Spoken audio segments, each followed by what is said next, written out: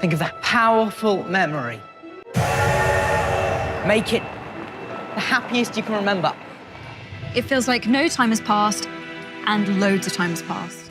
Now, I've lived half my life on the set of Harry Potter and spent so much time with the cast and crew that it will be a rare peek behind the curtain into a world we have yet to reveal to anyone outside our Harry Potter family. Sorry. It feels kind of emotional, actually. She's so much like myself. I mean, I was seriously nerdy.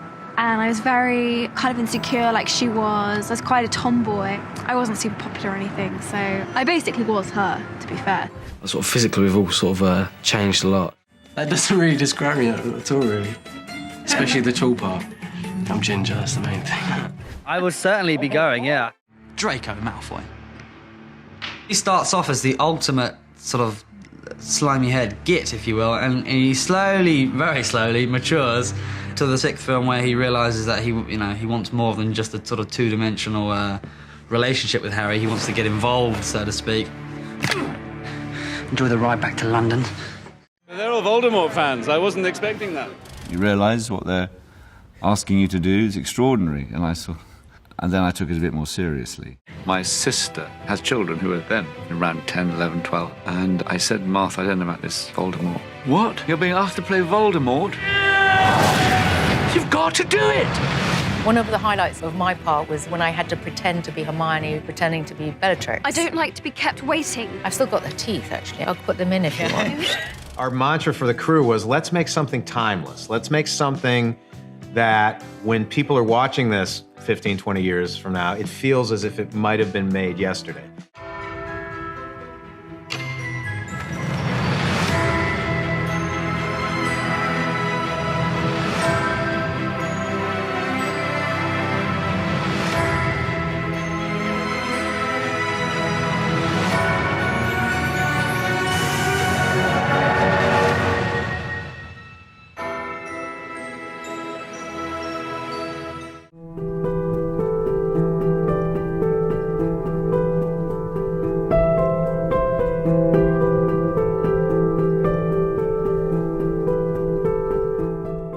Lovely to see everyone. It really has. I didn't know if it would be. I thought, because I have a very mixed relationship with nostalgia, because it's just so much feeling that it can be weirdly painful sometimes, because there's so much of life to take in that happened in those 10 years. Something happened where it was just like the comfort of the people that I've known for such a long time and the history that we share and that sense of safety. And then I think once I started feeling really safe, just like enjoying everything that we made and that we created and feeling like we could kind of celebrate and just enjoy being together. This is the perfect time to sit down with everyone and kind of reminisce, because it's so nostalgic and it's everywhere. It's never really left me. It's kind of, it's found so many different new lives, and even the music can kind of stir it for me. There's so much nostalgia, I think, threaded into these movies. Hello, everyone. You are about to see the special features for the Harry Potter films. October 2nd, 2000, the day it all began. There was magic and chaos. We're talking shocking allergic reactions, a mortified young actor, and paparazzi worries. We've got exclusive raw footage from the very first day magic was made, and we can confirm mischief was definitely managed. He shows up to set, he cries on cue, and nails his first day in front of everyone as the Harry Potter. You're a wizard, Harry. Okay, well, it wasn't so simple as that. This touching final scene of the film was the first to be shot, and Radcliffe pulled out all the stops. But not on purpose. Ever notice that his eyes appear blue in only this scene?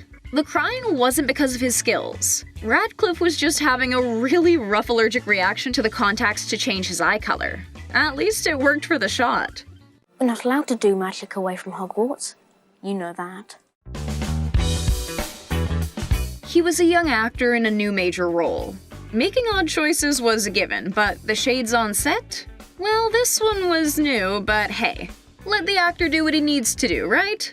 Yeah, I'm gonna take them off at the last minute. Excellent. If it works, it works, but these glasses weren't a character choice. No one caught on to the fact that little Radcliffe might have had something to hide, and honestly, it was enjoyable for the crew to watch on as the actor marked out his scenes. Takes on a completely different look with sunglasses. The secret behind the cool dude sunglasses? His eyes were so sensitive because of the allergic reaction from the contacts that little Radcliffe was too embarrassed to say anything and just tried to hide it. Obviously, he was committed to his job from the very beginning. Are you excited? Very much so. Just when we thought we couldn't love Emma Watson anymore. Her excitement and energy to be on the scene was adorable, and it's clear from the very start that she really was Hermione. Little Watson was also clearly ready to handle all the media interviews and BTS moments to come. Do we think she knew how much the camera loves her? We feel you, Emma. We feel you. Yeah, my first day filming. Are you excited? I'm really excited. I can't wait. To sum it up, the first day on set bringing this magical world to the screen, well, Watson says it best. It feels absolutely fantastic. Hey kid, welcome to work. Would you mind sitting on this broom rig and flying high in the air for everyone to see? Cool. Okay, so the crew probably went over some safety measures and made sure Matthew Lewis was safely rigged up, but still. Talk about an intense first day. The actor did his famous Neville on a broomstick sequence and really made a splash, riding on that chaotic rig. While it was definitely cool, the young actor was so far out of his comfort zone and dove right into the deep end. Gotta give him credit though. He nailed this terrified performance. Although, really, he was probably just going method and fully terrified. I had no idea what to expect, I'd never done anything like that in my life. Rupert grinned, so pretty with barrettes in his hair. But don't let him hear it. The adorable actor's cheeks turned as red as his hair when caught by the cameras preparing for his very first day. No, never. If only he knew about the frilly dress robes that were to come in a few years. His dainty barrettes made the actor awfully nervous before he got to film, but once the hair and makeup team finished and he felt like Ron Weasley, there was no stopping this firecracker. You go, Glen Coco. Filming massive scenes filled with magic and a huge number of young actors, many of which have never experienced being on a set before, well, it's a pure recipe for disaster. But the HP squad made literal magic happen. After a couple of key lessons, that is. It was one task to get the actors to actually focus long enough to be able to get a solid take. But the real issue was the fact that half of them didn't even know what action meant. Chris Columbus and David Yates had probably never run into this issue before, but eventually they captured the shots. This was one of the many lessons learned and hurdles that came with working with all these young witches and wizards. While some actors weren't ready to go on action, Radcliffe had the opposite problem on his first big day of filming. The excitement of a new set is definitely overwhelming, but the Harry Potter actor was jumping on his cues a bit too quickly. While it is important to go on action, it's equally important not to go before action is called. It took a while, but hey, for this iconic wave, totally worth it. All right, Dan, you'll be waving as the train leaves this time. Lean out just a little more. He may have been young, but Radcliffe was no stranger to the realities of being an actor after doing David Copperfield, and he was on high alert. What for? The paparazzi, of course. It was only his first day, but maybe somehow he knew just how big a sensation he was going to become. What do you do, Cam? Can't get anything past you, Dan. The young actor knew both how to handle and charm the press. And everyone behind the scenes, of course. Okay, get back to work. Okay then. People need to pamper you. I'm like so totally nervous. While he'd been preparing to play the role for a while and had already been on set working for a couple days for initial photography, nothing could prepare him for what it would be like when the pressure was really on and the movie was going full steam ahead on the Hogwarts Express.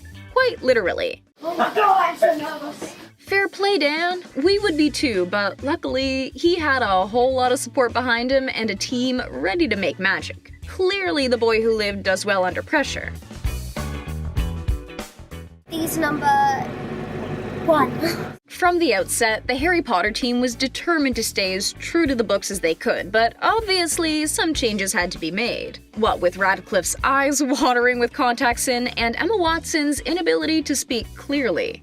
These are teeth number 3, and I think these are the best. They may have been the best teeth, but they really weren't up to par. Yeah, all these fake teeth tried on during her teeth test may have looked pretty good, but they made it real tough for Watson to sound as eloquent as she does as Hermione. It's Leviosa, not Leviosa. And really, what would we do without that epic line? A mumbling actress definitely wasn't sustainable for 8 films, so the teeth got the boot. The best teeth of all were much closer to home. These are ones Emma grew herself. Instead of going over lines or getting worried about what he needed to film, Radcliffe let his age show, hanging out and making small talk about the Olympics with the crew. Well, at least he's guaranteed a silver. Yep, it's good.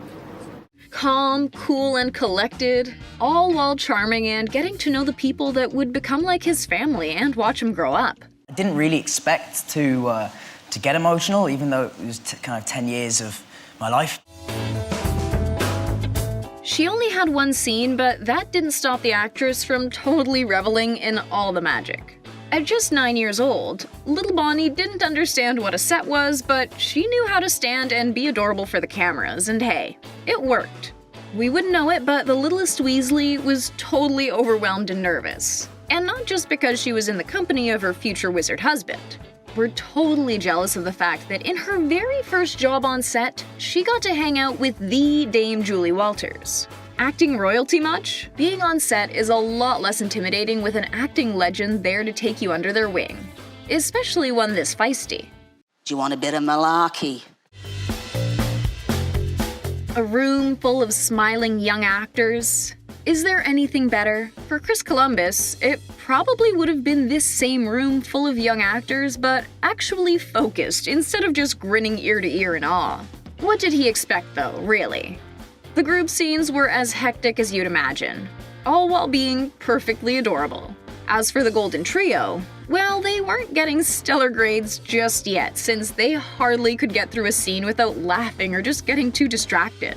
Thank goodness the editing team was well versed in cuts, since most of the movie had to be put together line by line and shot by shot. I think everyone's a bit more kind of relaxed, really. Imagine having to perform an epic role as a young kid with hundreds of people there to witness every moment. And that's a go on stage fright. Luckily, little Dan managed it extremely well when it came to his performance, but behind that lightning bolt scar and round glasses, the actor was jittering with nerves. Solid work considering so many people on set were curious and waiting to get close to the young whiz. From day one, Grint was guilty of laughing throughout scenes. This was a bad habit that wound up lasting the entire franchise, but in the early days, Alan Rickman decided to take Little Grint under his wing. A well-respected actor by this point, Rickman had some tricks up his sleeve. When it came to trying not to laugh during a scene, just try to rest your face and keep your mind clear. This advice worked for the Snape actor, but Rupert? Well, obviously not so much. People's last days and I'm just like, oh, I don't know, it's just happening. Hogwarts will always be there to welcome us home. However, there was a time when the Harry Potter cast had to say goodbye to Hogwarts for good. The Deathly Hallows Part 2 was dark and intense, and you'll soon find out that behind the scenes wasn't much different. We're uncovering just how emotional, surprising, and of course, magical the final days on the set of Harry Potter were. Yeah, but I've had a really nice time. Needless to say, the last day on set for Daniel Radcliffe, Emma Watson, and Rupert Grint was tense. It also didn't help that their last scene wasn't ideal. Sad, right? The movie may have ended with the beautiful epilogue on platform 9 3/4, 19 years in the future. But for the Golden Trio, their Harry Potter journey ended surrounded by a green screen while they continuously jumped onto a mat. It would turn into the epic scene of their characters running through the Ministry of Magic in the final cut. But as producer David Barron put it, they took it in turns, diving on the crash mat, and after 2 or 3 times, that was it. That was the end of Harry Potter. All in all, it was kind of anticlimactic for a franchise that was the exact opposite.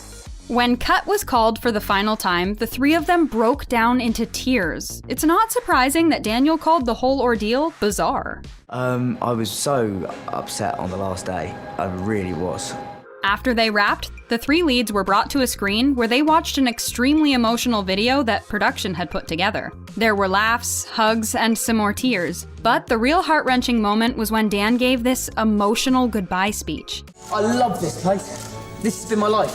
And so it's going to be very, very odd, I think, for all of us. If you thought your life was completely changed when Harry Potter came to an end, imagine how they were feeling at that moment. We just hope they had all the fun at their wrap party that night. It just always seemed such a far away thing, really. What's a party without gifts, right? Emma and Dan 100% were not ready for how bizarre their wrap gift from Rupert was going to be. As a tribute to their 10 years as the most iconic trio, Rupert gifted Emma and Dan, wait for it, engraved trumpets. Yes, like the musical instrument. He says he has no idea why, he just thought it'd be a good idea. Rupert gave me a trumpet which he had self-engraved. I don't play the trumpet. For Daniel, wrapping his time on Harry Potter meant being extremely unsure of his future. After all, at that time he had spent more than half his life on that Warner Brothers movie set. Like Dan said, There'll never be a frame of any of these films that I don't look at and connect immediately to a memory. He always mentioned how much he'd actually miss Harry himself. Harry was like a best friend to Dan, and we all know we never forget a best friend. Stuff I got to do in this part which I loved and will probably never have a chance to do again. Emma's final days on set had her reflecting on how grateful she was to have the opportunity to star in these films in the first place, and be able to play a character who was so independent, outspoken, and smart. From the outgoing 11-year-old auditioning in her drama class to a household name, she truly believes they were all lucky enough to be real-life chosen ones. We were the chosen ones, yeah. Rupert's goodbye to Ron might have been the hardest, only because he said they basically became one person. Take a listen. I'm gonna miss kind of playing Ron. But, just like Dan, Rupert struggled with the fact that he wasn't entirely sure what life was without Ron and Harry Potter. But he still brought his iconic ice cream truck to set on the last day for everyone to enjoy. It's kind of been my life every day, every hour. It's what it's all been about. And to not have that anymore is quite emotional. Tom Felton wasn't a part of the Golden Trio, but Harry Potter was in his life just as long. He was so grateful for everything he got to learn in those years. I've grown up around some of these incredible people. I've learned so much as an actor. His last day on sets consisted of filming multiple endings for Draco. While this scene, where Draco redeemed himself by fighting with his schoolmates, was cut, Potter! Tom was still proud of the development he was able to give Draco over the years. Overall, filming on the Deathly Hallows Part 2 was a great experience for Tom. He even got to work alongside his then-girlfriend, who starred as Draco's future wife, Astoria Greengrass, in the epilogue. I think in that respect we've learnt a lot, and we've taken a lot from the place. It's only going to be positive things, really. Another longtime cast member, Matthew Lewis, who played Neville Longbottom, also had the time of his life bringing his character's transformation to life. His last day on set was spent filming scenes of the Battle of Hogwarts, where Neville became an integral part of defeating the Dark Lord.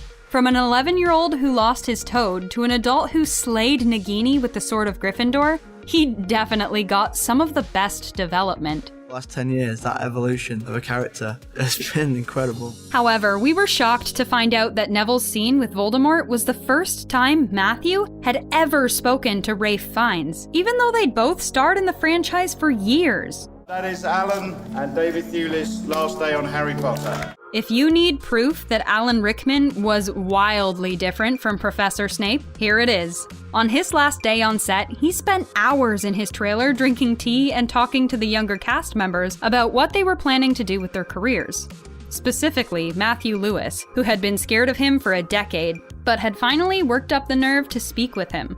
You know, it was because I was terrified, but you were incredible, and I just want to say thank you for allowing me to work with you for 10 years. Apart from giving advice to his younger co-stars, Alan's last scenes were filmed in the Hogwarts Great Hall, where he had to duel with Maggie Smith, also known as Professor McGonagall. He said it was one of the most awkward scenes he'd ever had to film because of the respect he had for Maggie, but it had to be done. Part of his final scene was actually meant to be cut from the final films, until J.K. Rowling stepped in and saved the moment by requesting all the battle scenes stay true to the novels. It was a very changing thing, of course, as it would be over 10 years. All in all, it was an emotional few weeks as each cast member reached their final days on set of Harry Potter. Final bows, hugs, and tears seemed to be the main theme behind the scenes of the Deathly Hallows Part 2. No matter how big or small their roles were, each actor played an integral role in making the wizarding world as amazing as it is. Going through her own journey, but very, very much her own self.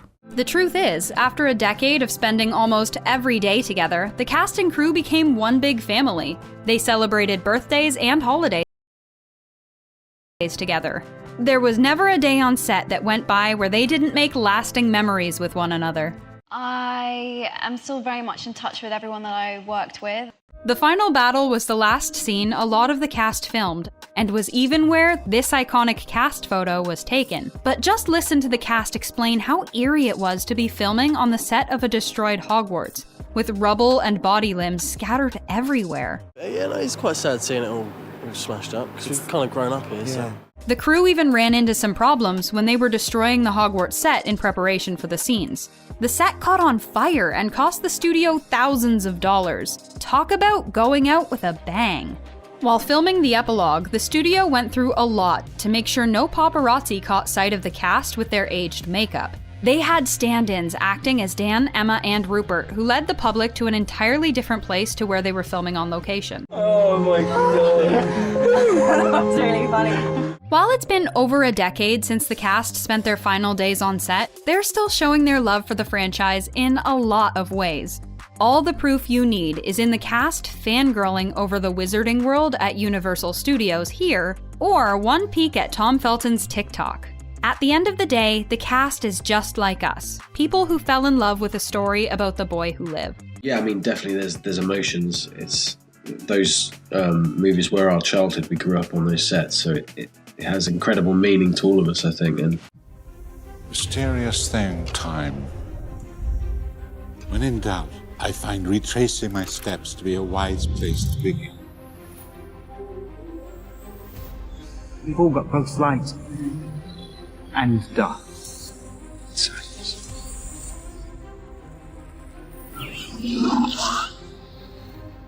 What matters is the part we choose to act on. That's who we really are.